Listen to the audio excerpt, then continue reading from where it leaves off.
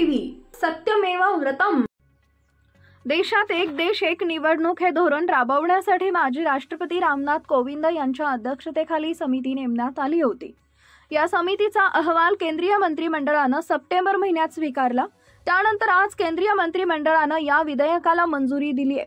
पुढील आठवड्यात हे विधेयक संसदेत सादर केले जाण्याची शक्यता आहे। एक देश एक निवडणूक पद्धत 2028 ला अस्तित्वात आणण्यासाठी मोदी सरकारच्या वतीने प्रयत्न केले जाणार आहेत। माजी राष्ट्रपती रामनाथ कोविंद समितीने 18,000 पुष्टांचा अहवाल तयार केलेला आहे, ज्यावर 21,000 दुरुस्त्या घेऊन त्यापैकी 80% दुरुस्त्या या पद्धतीच्या बाजूने आहेत अशी समिती म्हणते। मात्र इंडिया आघाडीचा एक देश एक निवडणूक असणारा विरोध पाहता या विधेयकाला इतक्या सहजासहजी मंजुरी मिळण्याची शक्यता फारच कमी आहे।